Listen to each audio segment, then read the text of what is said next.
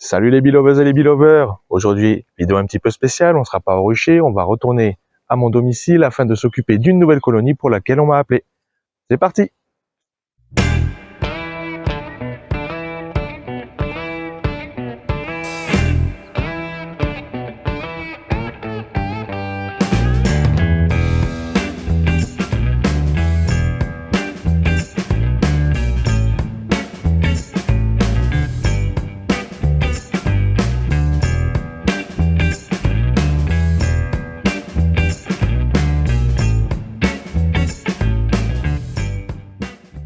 Comme dit en introduction, on se retrouve du coup avec le nouvel essaim. Donc c'est une amie qui a retrouvé un essaim chez elle et qui m'a appelé du coup pour le récupérer. C'est la toute première fois que je récupère un essaim comme ça naturel qu'on trouve.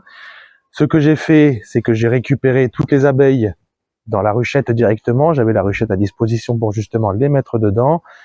Et elles étaient sur un petit arbuste assez accessible. Du coup, j'ai juste à mettre la ruchette en dessous, à bien secouer la branche pour faire tomber le maximum d'abeilles et d'attendre un petit peu afin de voir si la reine était bien tombée dedans en voyant si les abeilles battent leur appel autour et indiquent donc, en battant leur appel, soit que la reine est bien à l'intérieur, soit que la majorité de la colonie se trouve à l'intérieur de la ruchette.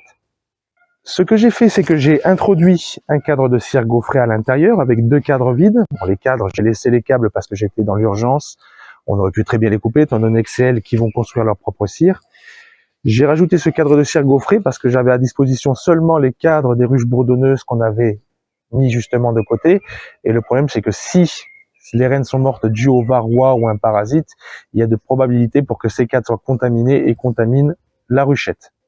Ce qu'il faut faire aussi avant de transvaser des abeilles dans une ancienne ruche, c'est de traiter à minima la ruche. On va donc prendre un chalumeau, essayer de cramer le bois à l'intérieur afin de désinfecter tout. Et ça aura aussi pour effet de libérer des odeurs comme la propolis qui va réchauffer et la cire. Au niveau de ma ruche, je l'ai traité un petit peu. Malheureusement, j'avais qu'un chalumeau de cuisine, donc un chalumeau pas très puissant. On va voir que c'est vraiment pas cramé à l'intérieur. Le but, c'est vraiment de passer un bon coup de feu vraiment pour désinfecter. Et il ne faut pas avoir peur de cramer le bois. Ça ne gêne en rien les abeilles. Elles vont continuer à produire. Et même au-delà de ça, plus la ruche est ancienne, plus il faudra cramer longtemps et bien noircir à l'intérieur de la ruche. Ça fait 3 jours que j'ai rajouté les abeilles dans la colonie. Je les ai laissées tranquilles jusqu'à là afin qu'elles puissent s'acclimater et commencer à construire tranquillement dedans. On va déjà regarder si la reine est bien présente. Normalement, aucune inquiétude. Un essaim suit toujours une reine. Mais on va surtout voir si elle est marquée ou non, étant donné qu'elle vient forcément d'une autre colonie qui appartenait probablement à un autre apiculteur. Et on va voir s'il l'avait marquée. On va aussi regarder si au bout de 3 jours, elles ont commencé à construire sur le cadre de cire gaufrée, voire pourquoi pas sur les 2 autres cadres que j'ai laissés. On voit quand même une belle activité des butineuses qui n'arrêtent pas d'aller et venir.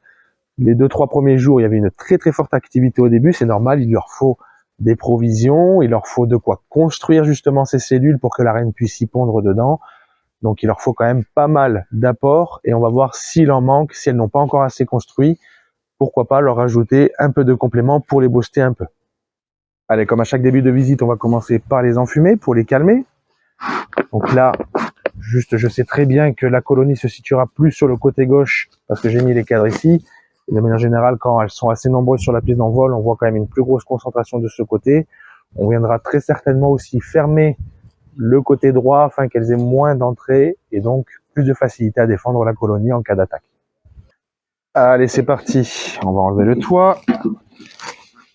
Donc on voit déjà quelques petites abeilles dans le nourrisseur. Et voilà pour la nouvelle colonie.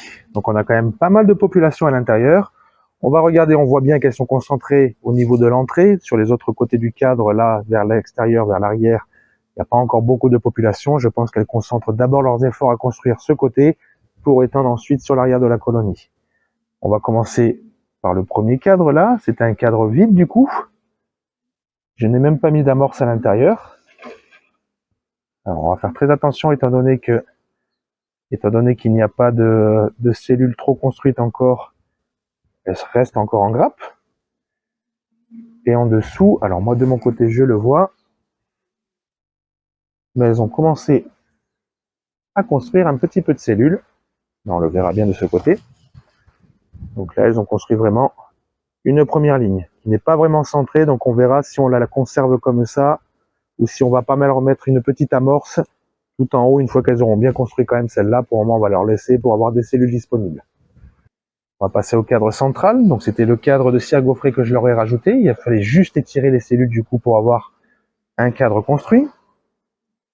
Là pareil, on voit encore une très belle population sur les cadres. Donc là, elles ont quand même très bien travaillé en 3 jours. On le voit, là c'est bien construit sur toute la hauteur. On voit la construction qui arrive juste ici.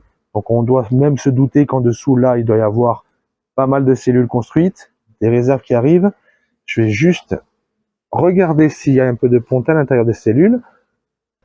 Et de ce côté, sinon, on voit aussi une belle construction qu'elles ont bien construit sur le cadre et qu'elles arrivent à mettre pas mal de réserves aussi de ce côté. Donc pour le moment, elles doivent d'abord engranger le maximum de réserves pour pouvoir justement subvenir aux larves et à la reine, pour pondre tout simplement.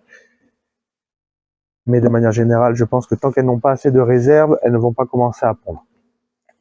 On va regarder le dernier cadre qui lui était vide, voir si elles ont construit comme le premier. Et là encore, on voit quand même une belle avancée sur la construction, au milieu et sur la gauche. On voit un beau début de construction. Là par contre qui est assez centré, contrairement à l'autre. Donc lui, on n'aura même pas de souci à se faire. Et pour le moment, je n'aurais pas vu la reine. Donc je ne vais pas m'amuser à la chercher trop pour le moment. Soit elle est marquée et elle est repérable assez facilement. Là, je ne l'ai pas vue. Après, le problème, c'est que les abeilles se tiennent en grappe, étant donné qu'il n'y a pas encore assez de place, pas de surface pour qu'elles puissent se promener dans la colonie.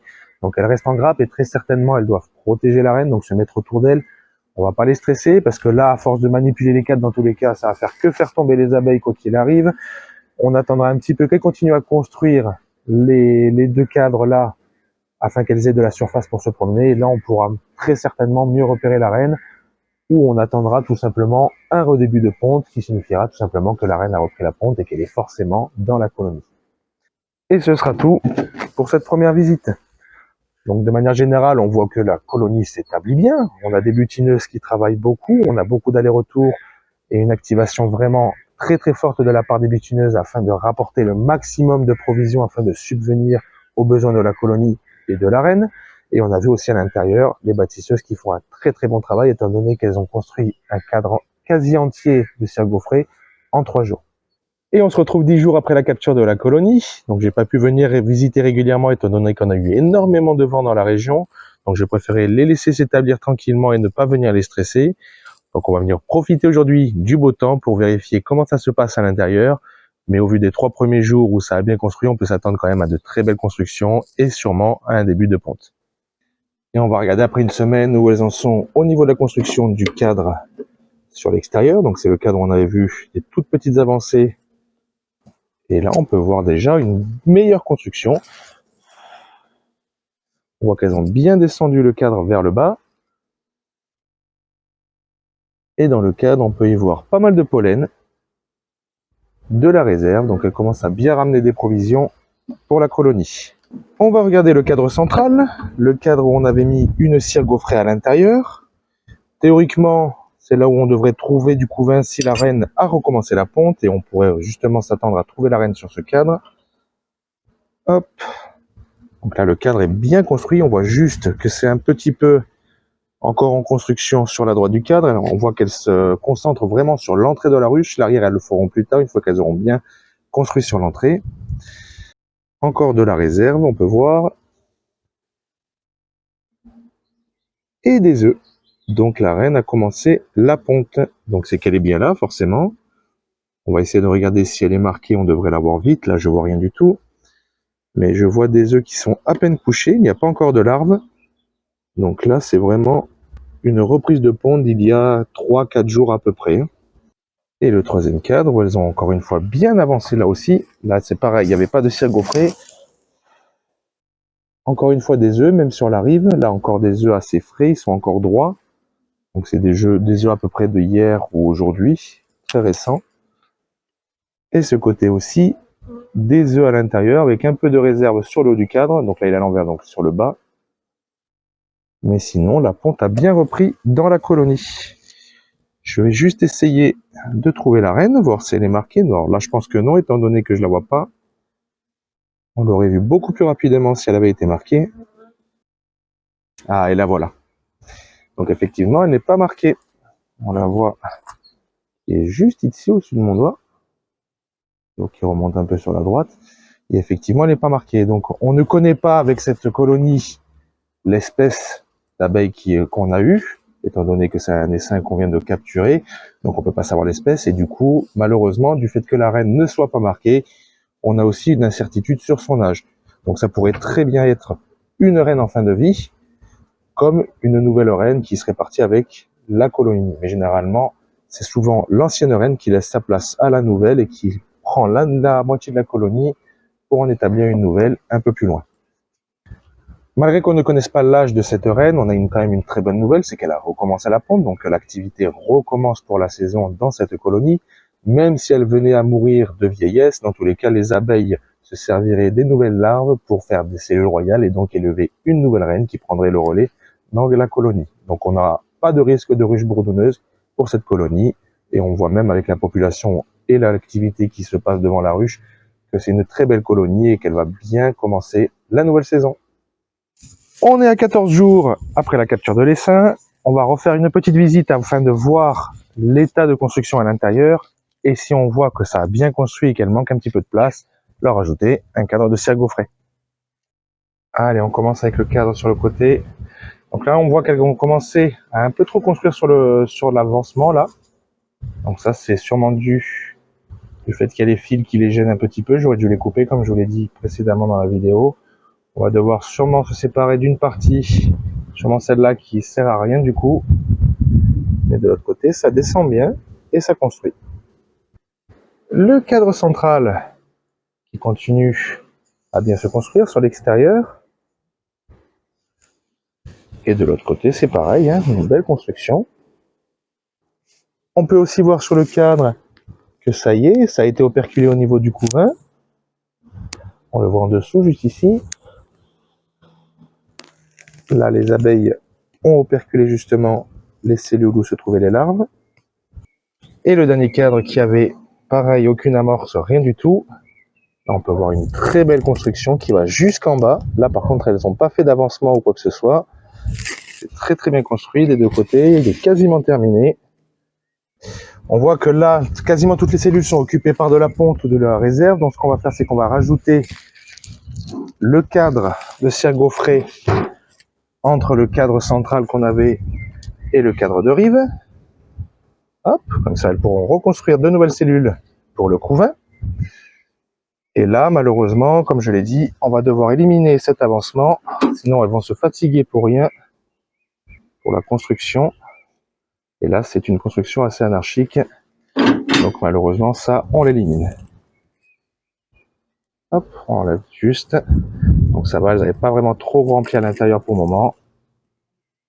Donc, pas trop de pertes. Et on repart, voilà, sur un cadre vraiment plat. Une dernière chose que je vais faire qui pourrait aussi expliquer le fait qu'il y ait un avancement, c'est que j'ai pas partitionné la ruche. J'ai laissé vraiment un vide sur le côté, donc elles peuvent s'étendre vraiment sur le côté. Là, on va rajouter la partition afin de les limiter sur l'espace qu'elles ont sur le côté, justement. Ça, on aura très probablement plus à faire à des constructions anarchiques comme ça. Et voilà pour cette vidéo. Comme on l'aura vu, on a récupéré un nouvel essaim qu'on va laisser se développer un petit peu avant de pouvoir mettre dans le rucher. Mais du coup, on repart cette année sur 2 ruches. Comme d'habitude, si vous avez apprécié la vidéo, n'hésitez pas à la partager, à vous abonner à ma chaîne. Et n'oubliez pas, be happy and be safe.